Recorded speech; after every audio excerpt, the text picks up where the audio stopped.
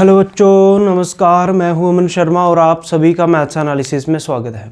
इस वीडियो में हम लोग पढ़ने वाले हैं क्लास 11th एनसीईआरटी प्रोबेबिलिटी। बच्चों चैप्टर चल रहा है, फर्स्ट एक्सरसाइज हमने सॉल्व कर ली है। अब आगे बढ़ते हैं। नेक्स्ट टॉपिक जो आपके सिलेबस के अंदर है उसमें मेंशन है एक्सियोमेटिक अप्रोच टू प्रोबेबिलिटी। अब बच्चों इसके अंदर कुछ खास तो था नहीं, सिर्फ क्या है, दो कंडीशनें आपको याद रखनी हैं प्रोबेबिलिटी को चेक करने के लिए। क्या ये प्रोबेबिलिटी सही है या गलत है, मतलब वैलिड है या नॉट वैलिड है। तो देखो बच्चों, ये आपने क्लास 10th के अंदर भी पढ़ा है कि हमेशा प्रोबेबिलिटी इवेंट की ग्रेटर देन इक्वल्स टू 0 और लेस देन इक्वल्स टू 1 आनी चाहिए। मतलब प्रोबेबिलिटी आपकी हमेशा 0 to 1 आनी चाहिए, फ्रॉम 0 to 1 आनी चाहिए। प्रोबेबिलिटी कहाँ से कहाँ तक आनी चाहिए? From 0 to 1। अब इसका क्या मतलब हुआ?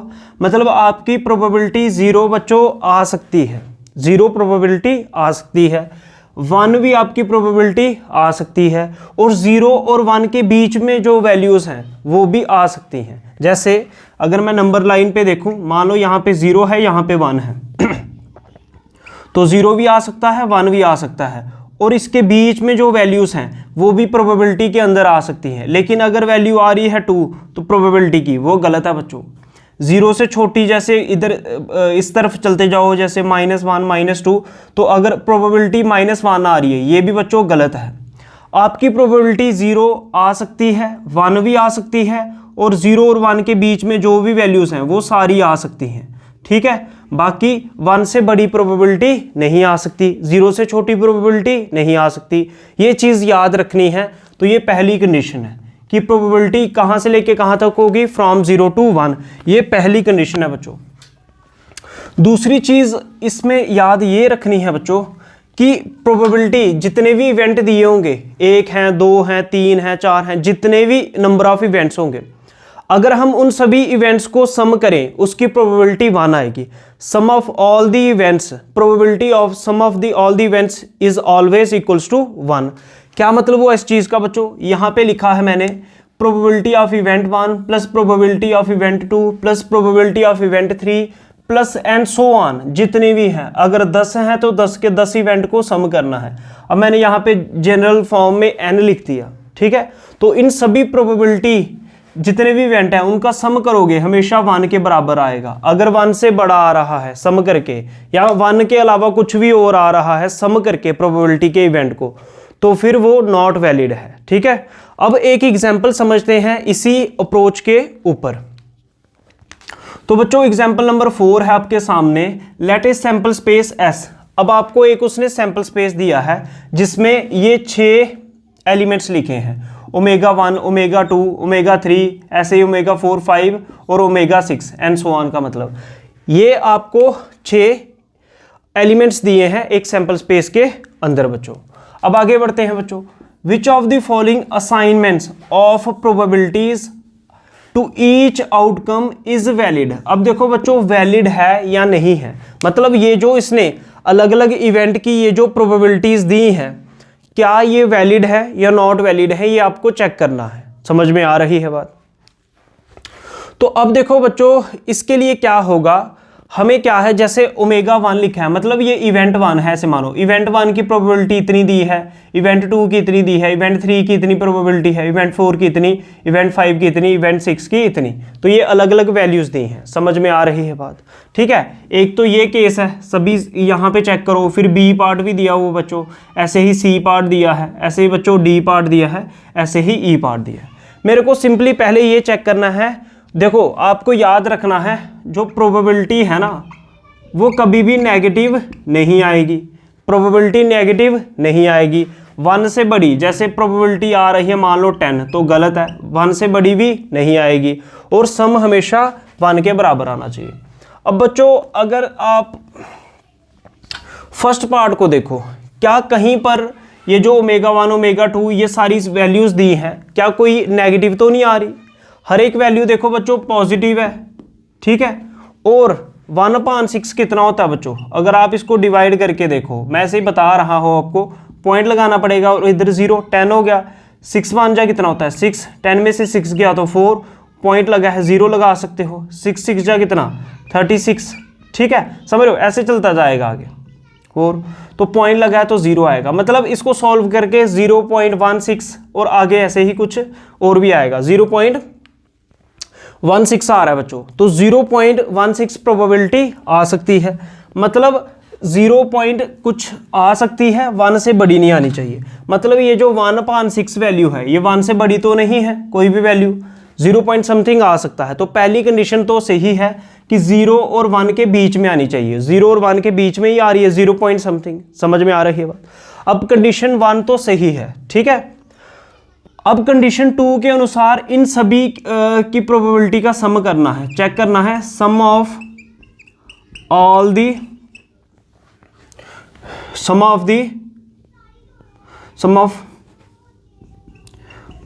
Probabilities of all the events, जितने भी बच्चों इवेंट्स दिए हैं उन सभी की प्रोबेबिलिटी का सम करना है। तो 1/6 प्लस 1/6 प्लस 1/6 प्लस 1/6 प्लस 1/6, मतलब ये जो इवेंट है इन सभी को सम करके चेक करो बच्चों, 1 2 3 4 5 और 6, ठीक है, सभी का सम करो। नीचे बच्चों अगर 6 आ रहा है तो डिवाइड में एक ही बार 6 लिखना है, समझ रहे हो कैसे करते हैं फ्रैक्शन को सॉल्व।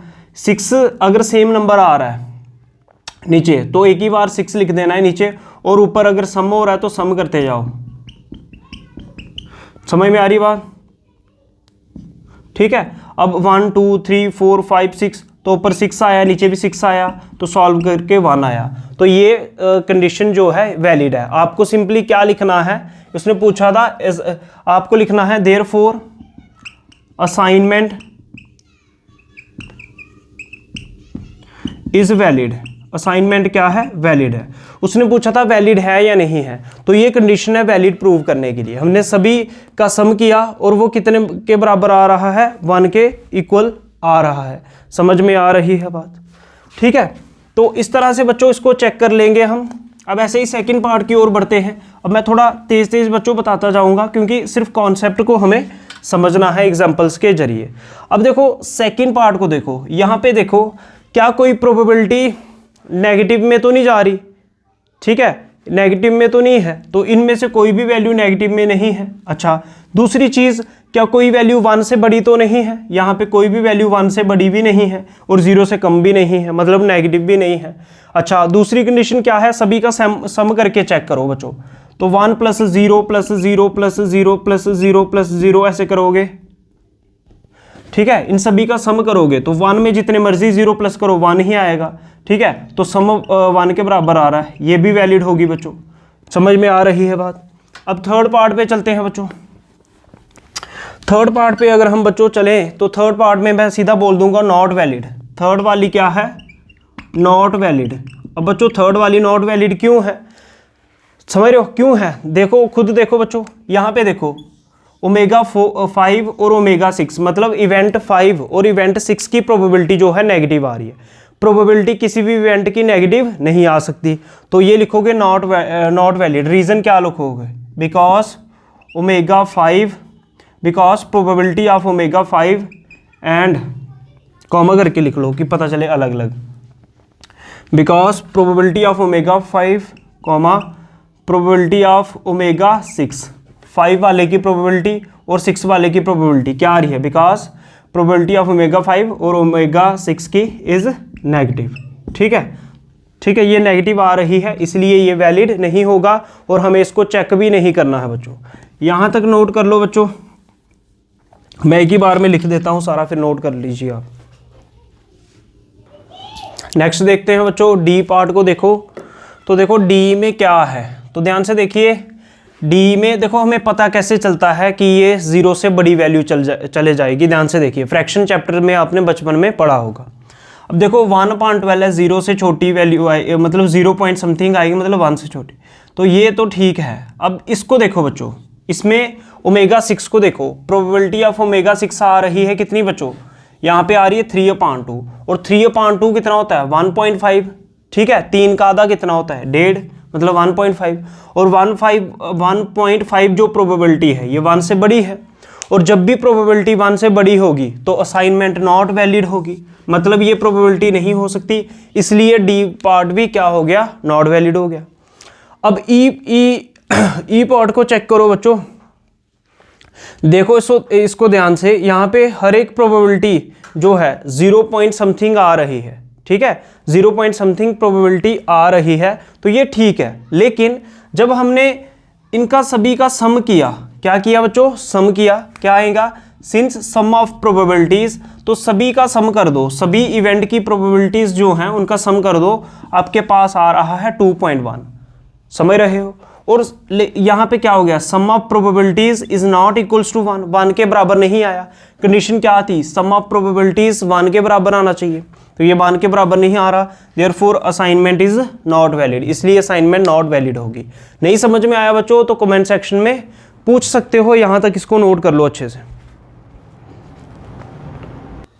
नेक्स्ट यूज होने वाले बच्चों कॉन्सेप्ट को देख लेते हैं बच्चों, हमारे पास क्या है, ध्यान दीजिए बोर्ड की तरफ। तो देखो क्या है नेक्स्ट कॉन्सेप्ट हमारे पास, ध्यान से देखिए बोर्ड पे। तो बच्चों ये 10th में भी पढ़ा है, प्रोबेबिलिटी ऑफ एन इवेंट, किसी भी इवेंट की अगर आपको प्रोबेबिलिटी फाइंड करनी है तो ऊपर आपको लिखना है number of favourable outcomes upon total possible outcomes. जो भी टोटल नंबर होगा, टोटल पॉसिबल आउटकम्स मतलब जो सैंपल स्पेस में नंबर ऑफ एलिमेंट्स होंगे टोटल, वो नीचे लिखने हैं, और जो पूछ रहा है फेवरेबल केसेस वो ऊपर लिखने हैं। ये 10th में भी पढ़ा है। आगे बढ़ते हैं, फिर क्या है, नेक्स्ट है आपके पास probability of the event a और बी। ए और बी की अगर प्रोबेबिलिटी फाइंड करनी पड़े तो कैसे फाइंड करोगे, प्रोबेबिलिटी ऑफ ए और बी का मतलब probability of A union B, और का मतलब बच्चों क्या होता है प्रोबेबिलिटी के अंदर, यूनियन। तो मतलब ए और बी की प्रोबेबिलिटी पूछे तो मतलब आपको प्रोबेबिलिटी ए यूनियन बी की फाइंड करनी है। तो ए यूनियन बी की प्रोबेबिलिटी कैसे आएगी, probability of A plus probability of B minus probability of A intersection B. तो ये ए यूनियन बी की प्रोबेबिलिटी का ये फार्मूला है, या ए और बी का ये फार्मूला है। अब बच्चों अगर पूछे कि अगर ए कोई इवेंट है then probability of not A की निकालनी है, फिर 1 माइनस प्रोबेबिलिटी ऑफ ए आएगी। ये 10th में फार्मूला पढ़ा होगा बच्चों आपने, probability of event plus probability of not event equals to 1। तो यहीं से आ गया probability of not event equals to 1 minus, इसको ट्रांसपोज करो, प्रोबेबिलिटी ऑफ इवेंट। तो ये फार्मूला यहाँ से बना बच्चों, क्या ये समझ में आया। अब एक और बहुत ही इंपॉर्टेंट जो फार्मूला है उसको भी देख लो, यहाँ तक समझ में आ गया हो तो आगे बढ़े। अब देखो बच्चों अगर आपको कहीं से भी नहीं समझ में आए तो वो पूछ लिया करो कमेंट सेक्शन के अंदर। अब देखो एक कंडीशन है, अगर आपको क्या दिया जाए, if A and B are mutually exclusive. ध्यान से देखिए बच्चों, ये क्वेश्चन के अंदर यूज होगा। अगर उसने क्या किया, क्वेश्चन के अंदर आपको खुद ही दे दिया ए और बी क्या है, म्यूचुअली एक्सक्लूसिव इवेंट्स है। क्या है, म्यूचुअली एक्सक्लूसिव। अब बच्चों अगर ए और बी म्यूचुअली एक्सक्लूसिव हैं और आपको निकालनी है प्रोबेबिलिटी ए और बी की। अब जब बच्चों ए और बी की प्रोबेबिलिटी निकालनी है लेकिन वो म्यूचुअली एक्सक्लूसिव है, अगर वो बच्चों म्यूचुअली एक्सक्लूसिव हैं तो ए इंटरसेक्शन बी क्या हो जाएगा, फाई हो जाएगा, क्योंकि म्यूचुअली एक्सक्लूसिव इवेंट में क्या होता था, इंटरसेक्शन फाई के बराबर होती थी। समझ में आ रही है बात। तो इसका मतलब इन दोनों की इंटरसेक्शन किसके बराबर हो जाएगी, फाई के बराबर। तो फार्मूला ए और बी का क्या बन जाएगा, प्रोबेबिलिटी ए और बी का क्या फार्मूला होता है ऐसे बच्चों, क्या होता है ऐसे formula, probability of A plus probability of B minus probability of A intersection B. लेकिन यहाँ पे ए और बी क्या है, म्यूचुअली एक्सक्लूसिव। म्यूचुअली एक्सक्लूसिव है तो दोनों की इंटरसेक्शन क्या हो जाएगी, फाई। तो मतलब इसमें से फाई माइनस करना है तो आपके पास सिंपली बच जाएगा probability of A plus probability of B. तो ये इतना याद नहीं रखना है, सीधा सा इतना सा याद रखना है आपको। अगर तो दो इवेंट म्यूचुअली एक्सक्लूसिव हैं और उनकी ए और बी की प्रोबेबिलिटी पूछ रहा है, simply probability of event A plus probability of event B कर देना है। आगे बढ़ते हैं, नेक्स्ट है इक्वली लाइकली आउटकम्स का क्या मतलब, all outcomes with equal probability. जितने भी आउटकम्स हैं उन सभी की आने की संभावना बिल्कुल इक्वल है। तो ये यहां तक नोट कीजिए, फिर नेक्स्ट देखते हैं। आगे बढ़ते हैं बच्चों, एग्जाम्पल नंबर 5 समझने से पहले आपको ताश के बारे में पता होना चाहिए। एक डेक के अंदर ताश के पत्ते कितने होते हैं, उनकी क्लासिफिकेशन के बारे में बच्चों आपको पता होना चाहिए। अगर तो आपको ये चीज़ पता है तो आप सीधा वीडियो को स्किप करके थोड़ा आगे करके सीधा एग्जाम्पल 5 का सोल्यूशन देख सकते हो, नहीं तो ताश के पत्तों को थोड़ा सा रिवाइज कर लेते हैं। हालांकि क्लास 10th की इंट्रोडक्शन वाली वीडियो मैंने आपको बोला था कि वो पढ़ लेना, उसमें डिटेल में बताया हुआ है, नहीं पढ़ी तो थोड़ा सा देख लो बच्चों। ताश के अंदर टोटल पत्ते होते हैं बच्चों 52। कितने पत्ते होते हैं? हाँ 52। फिर इनकी क्लासिफिकेशन कुछ ऐसे होती है, 26 होते हैं बच्चों ब्लैक कार्ड्स और 26 ही होते हैं रेड कार्ड्स। क्या यहाँ तक समझ में आया? ताश के अंदर टोटल ताश के प्लेइंग कार्ड्स जो हैं वो है 52, ठीक है। उसके बाद है 26 हैं ब्लैक, 26 हैं रेड। अब इसके आगे भी बच्चों क्या है, 13 की क्लासिफिकेशन है। 13 पत्ते स्पेड के होंगे बच्चों, 13 कार्ड्स जो हैं वो क्लब के होंगे, और रेड वाले में 13 डायमंड के होंगे, और रेड में ही 13 हार्ट के होंगे, ठीक है। तो ये इनकी क्लासिफिकेशन है कुछ 52 कार्ड्स की। टोटल नंबर ऑफ कार्ड्स एक डेक के अंदर 52, black cards, number of black cards 26, number of red cards 26। और जो स्पेड और क्लब के पत्ते हैं बच्चों ये ब्लैक कलर के होते हैं, और रेड कलर के कौन से होते हैं? हार्ट। जो दिल होता है लाल रंग का होता है, नहीं उसी से याद रख लेना है। रेड कलर के, रेड जो हार्ट है ये भी रेड कलर का, और डायमंड भी, ठीक है। तो 13 स्पेड के, 13 क्लब के, 13 डायमंड के, 13 हार्ट के। और इसके अंदर एक एस कार्ड होता है, इसके अंदर भी एक एस कार्ड होता है। देखो इसमें देख लेते हैं, स्पेड में एक एस कार्ड, 2 से लेके 10 तक बच्चों नंबरिंग कार्ड्स होते हैं, नंबर वाले कार्ड्स होते हैं, ठीक है। और फिर एक किंग होता है, एक क्वीन होता है, और एक जैक होता है। क्या आपको ये दिख रहा है? एक बार मैं चेक कर लूँ बच्चों। हाँ जी दिख रहा है बिल्कुल। तो ध्यान से देखो बच्चों, क्या है, 13 स्पेड कार्ड है। स्पेड के अंदर एक कार्ड एस का होगा, 2 से लेके 10 तक नंबरिंग कार्ड्स होंगे जिसके ऊपर नंबर लिखे होंगे। उसके बाद एक किंग होगा, एक क्वीन होगी, और एक जैक होगा। ये सेम क्लासिफिकेशन क्लब के अंदर भी होगी, ठीक है। तो मैं ऐसे करके लिख देता हूँ, ठीक है। 2 से लेके 10 तक नंबरिंग कार्ड, एक किंग, एक क्वीन, एक जैक, और ऐसे ही यहाँ पे भी होगा, ठीक है। एक एस कार्ड होगा, 2 से लेके 10 तक नंबरिंग कार्ड, एक किंग, एक क्वीन, और एक जैक। और सेम चीज़ हार्ट वाले में होगा, एक एस कार्ड होगा बच्चों, 2 से लेके 10 तक नंबरिंग कार्ड्स होंगे, फिर वो एक किंग, एक क्वीन, और एक जैक, ठीक है। तो ये सारा क्लासिफिकेशन आप चेक कर सकते हो बच्चों, ये आपको याद रखना ही पड़ेगा, नहीं तो क्वेश्चन सॉल्व नहीं कर सकते हो। उसके बाद देखो बच्चों फेस कार्ड कितने होते हैं। फेस कार्ड का क्या मतलब, ध्यान से देखिए। फेस कार्ड का ये मतलब जिसके ऊपर फेस बना होता है। तो ध्यान से देखो, एक किंग का फेस लग रहा होगा आपको, ध्यान से देखो, किंग का फेस, क्वीन का फेस, और जैक का फेस, ठीक है। तो ये 3 फेस कार्ड हो गए स्पेड के अंदर, और 3 ही फेस कार्ड होंगे क्लब के अंदर, 6 हो गए। और 3 ही फेस कार्ड हो गए डायमंड के अंदर, और 3 ही फेस कार्ड होंगे हार्ट के अंदर। तो कितने हो गए टोटल? 12 हो जाएंगे। मतलब देखो इधर बच्चों, 4 तो किंग, नंबर ऑफ किंग कितने होते हैं ताश के अंदर? 4 किंग होते हैं, 4 ही क्वीन होती हैं, और 4 ही बच्चों जैक कार्ड होते हैं। 4 + 4 8 + 4 कितना? 12। तो ये जो 12 बने यही फेस कार्ड है। समझ में आ रही है बात? और एस कार्ड कितने होते हैं? एस कार्ड एक स्पेड के अंदर, एक क्लब के अंदर, एक डायमंड के अंदर एस कार्ड है, और एक हार्ट के अंदर एस कार्ड है। तो ये एक ताश की क्लासिफिकेशन है जितनी ज़रूरत है। तो अब क्वेश्चन को समझ लेते हैं कि इसको क्वेश्चन को करेंगे कैसे। क्वेश्चन को पढ़ लेते हैं बच्चों। पहले क्या कह रहा है? 1 card is drawn from A well shuffled deck of 52 cards. तो यहाँ पे टोटल नंबर ऑफ कार्ड्स कितने हैं? 52। तो ये सबसे पहले आपको सोल्यूशन के अंदर ऐड कर लेना है, ठीक है। तो हम सोल्यूशन शुरू करते हैं बच्चों। Here total number of cards, total number of cards कितने हैं बच्चों? 52। अब आगे बढ़ते हैं बच्चों। If each outcome is equally likely, ठीक है। अगर हर एक पत्ते की आउटकम जो है इक्वली लाइकली मतलब सेम है, ठीक है। Calculate the probability that the card will be. अब हमें ताश के पत्तों की प्रोबेबिलिटी निकालते जानी है बारी बारी से। तो फर्स्ट में निकालनी है डायमंड की, ठीक है। तो फर्स्ट पार्ट में किसकी प्रोबेबिलिटी निकालनी है? डायमंड की। तो मैं फर्स्ट की प्रोबेबिलिटी निकालने जा रहा हूं बच्चों, ध्यान से देखिए। फर्स्ट में probability of a diamond card, किसकी? Of a diamond, probability of diamond card.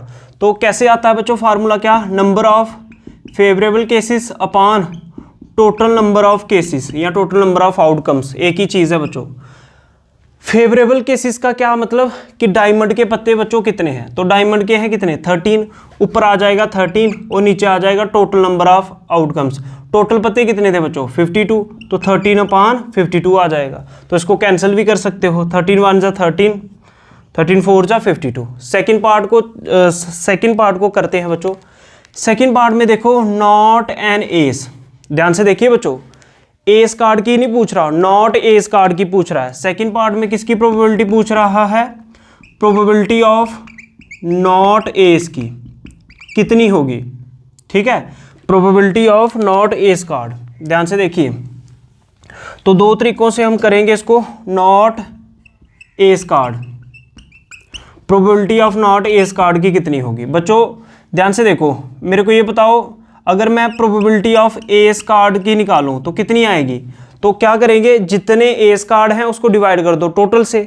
तो एस कार्ड कितने हैं? एक हार्ट के अंदर, एक डायमंड के अंदर, एक क्लब के अंदर, एक स्पेड के अंदर। तो टोटल एस कार्ड कितने हो गए? 4। तो एस कार्ड की प्रोबेबिलिटी आएगी 4 और टोटल कितने हैं? 52। बोलो चल रहा है पता? समझ रहे हो? टोटल नीचे लिखना है और जो पूछ रहा है एस कार्ड ऊपर लिखना है। और 4 1 जा 4, 4 1 जा 4, 12 बच रहा है, 4 3 जा 12। तो 1/13 प्रोबेबिलिटी आ रही है एस कार्ड की। अब देखो, इसी से मैं नॉट एस की भी निकाल लूंगा। देखो कैसे, अभी पता चल जाएगा। देखो कैसे, आपने ये फार्मूला तो पढ़ा ही होगा। Probability of event plus probability of not event equals to 1। इवेंट मैं मान लेता हूँ एस कार्ड को, तो मतलब probability of ace plus probability of not ace equal to 1। समझ में आ रही है बात?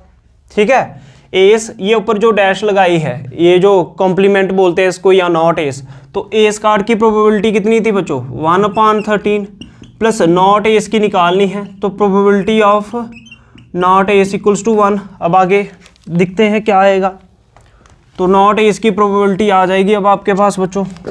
तो नॉट एस की प्रोबेबिलिटी क्या आएगी? Probability of not ace equals to 1 plus का 1/13 ट्रांसपोज होके माइनस का 1/13, 13 1 जा 13, बीच में नेगेटिव साइन है, इसके नीचे कुछ नहीं, तो 1, 1 इंटू 1 कितना? 1, और 13 1 जा 13। आई होप ये आता होगा। नहीं आता तो कमेंट सेक्शन में पूछ लेना, हम ये भी बता देंगे।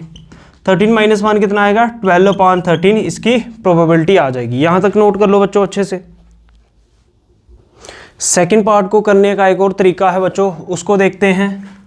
तो देखो, सेकंड में पूछ रहा है probability of not an S. ठीक है, ये उसने पूछा है। अब देखो, मेरे को पता है नंबर ऑफ एस कार्ड्स। तो एस कार्ड्स कितने होते हैं बच्चों? एस कार्ड्स होते हैं 4। ठीक है, टोटल ताश के अंदर पत्ते होते हैं 52, टोटल कार्ड्स होते हैं 52 और एस कार्ड होते हैं 4। तो नॉन एस कार्ड कितने बचे बच्चों? 48 बचे। ठीक है, हाँ देखो कैसे। अब देयरफॉर ध्यान से देखते जाना, number of non S card. Non S card समझते हो? जो एस कार्ड नहीं है। अगर 52 में से 4 एस कार्ड हैं तो नॉन एस कार्ड कितने हुए? 52 तो टोटल थे, उसमें से माइनस कर दो एस वाले पत्ते, तो कौन से बचेंगे? जो नॉन एस है, मतलब 48 नॉन एस है। तो नॉन एस की प्रोबेबिलिटी क्या आ जाएगी? Number of favourable case. Favourable case क्या मतलब? जो एस का नॉन एस कार्ड है, नॉन एस कार्ड कितने हैं? 48 और टोटल कितने हैं? 52। तो इसको भी कर सकते हो 4 बार।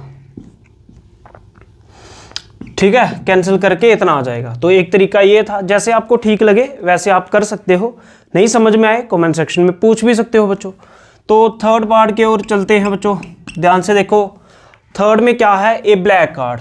तो ब्लैक कलर के कार्ड की प्रोबेबिलिटी फाइंड करनी है। अब ब्लैक कलर में कौन कौन से? क्लब और स्पेड, कुछ भी हो सकता है। ठीक है, ब्लैक कार्ड कितने हैं बच्चों? तो देखो, ब्लैक आपको सामने दिख रहे हैं, ब्लैक तो 26 है, तो इसका मतलब प्रोबेबिलिटी ब्लैक कार्ड की आसानी से निकाल सकते हैं हम। प्रोबेबिलिटी ऑफ ब्लैक कार्ड्स, तो ऊपर लिखना है ब्लैक कार्ड्स हैं कितने, जिसको नंबर ऑफ फेवरेबल केसेस बोलते हैं 26। और टोटल ताश के पत्ते कितने हैं बच्चों 52, 26 1 जा 26, तो 1/2 आ जाएगी। समझ में आ रही है बात। तो अब देखो यहाँ तक समझ लिया हो तो यहाँ तक नोट करो, फिर हम आगे लिखते हैं। नेक्स्ट देखते हैं बच्चों, पार्ट नंबर है 4।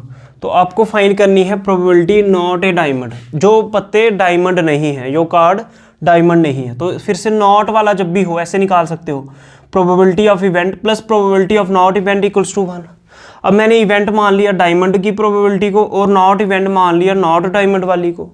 अब प्रोबेबिलिटी क्या आएगी डायमंड कार्ड की, तो क्या आएगा नंबर ऑफ फेवरेट, मतलब डायमंड कार्ड्स कितने हैं बच्चों 13 अपान टोटल पत्ते कितने हैं 52। ये किसकी प्रोबेबिलिटी आ रही है डायमंड कार्ड की। समझ में आ रही है बात, क्योंकि कैसे निकलती है प्रोबेबिलिटी, डायमंड के पत्ते कितने हैं 13 और टोटल कितने हैं 52, तो ये आ गई प्रोबेबिलिटी ऑफ डायमंड कार्ड की plus probability of not diamond card. ठीक है, ये नॉट का साइन होता है इक्वल्स टू 1, तो इसको कैंसिल कर लो, 13 1 जा 13, 13 चौके 1/4 प्लस समझ में आ रही है बात 1, तो probability of not diamond equals to 1 plus का 1/4 ट्रांसपोज करो, माइनस का 1/4 आ जाएगा, 4 1 जा 4, 4 माइनस 1 कितना 3/4, तो नॉट डायमंड की प्रोबेबिलिटी आएगी बच्चों 3/4। नॉट डायमंड की प्रोबेबिलिटी फाइंड करने का दूसरा मेथड देखते हैं बच्चों, नंबर ऑफ डायमंड कार्ड्स, तो वो है 13। डायमंड कार्ड्स कितने हैं बच्चों 13, तो number of non diamond card. ठीक है, अगर डायमंड्स कार्ड 13 है तो नॉन डायमंड कितने होंगे, टोटल पत्ते थे 52, उसमें से माइनस कर दो कौन से डायमंड वाले कार्ड, तो 52 में से 13 को माइनस करोगे 39 आ जाएगा बच्चों। तो ये 39 कौन से हैं नॉन डायमंड कार्ड। समझ में आ रही है बात। अब प्रोबेबिलिटी फाइंड करो नॉट ए डायमंड कार्ड की, तो नॉट ए डायमंड कार्ड की प्रोबेबिलिटी निकालनी है नहीं, तो नॉट डायमंड कार्ड कितने हैं 39 और टोटल कितने थे 52, दोनों को कैंसिल कर लो, 13 3 जा, ठीक है, और 13 4 जा, तो 3/4, पहले भी 3/4 आई थी। यहां तक समझ में आया हो तो बच्चों नोट कर लो अच्छे से। नेक्स्ट देखते हैं फिफ्थ पार्ट। फिफ्थ पार्ट में क्या पूछ रहा है, नॉट ए ब्लैक कार्ड, जो ब्लैक कार्ड नहीं है उसकी प्रोबेबिलिटी फाइंड करो। दो तरीके बताएंगे फिर से बच्चों, एक तो ये फार्मूला ध्यान में रखो, probability of event plus probability of not event equals to 1। तो मैं इवेंट की किसको मान लेता हूँ ब्लैक कार्ड्स को, क्योंकि ब्लैक कार्ड्स की प्रोबेबिलिटी निकालना आसान है क्योंकि गिवन है। Probability of black cards plus probability of not black cards equals to 1। बच्चों यहाँ तो ऊपर ऐसे करके साइन लगा दो, ये इसका मतलब भी नॉट है, यहाँ नॉट लगा दो, दोनों में से एक चीज़ लगा दो सही है। अब बच्चों ब्लैक कार्ड्स कितने हैं, ब्लैक कार्ड्स की प्रोबेबिलिटी क्या आएगी, नंबर ऑफ ब्लैक कार्ड्स चाहिए, वो कितने हैं 26 और टोटल कितने हैं 52 प्लस प्रोबेबिलिटी किसकी नॉट ब्लैक कार्ड की, समझ रहे हो, इक्वल्स टू 1। 26 1 जा 26 और 26 2 जा 52, इधर बच रहा है 1/2 plus probability of not black card, समझ रहे हो, इक्वल्स टू 1। तो probability of not black card कितनी आ जाएगी 1 प्लस का 1/2 ट्रांसफर करो, माइनस का 1/2, 1 में से हाफ गया तो कितना बचेगा 1/2, तो ब्लैक कार्ड की प्रोबेबिलिटी कितनी आएगी 1/2।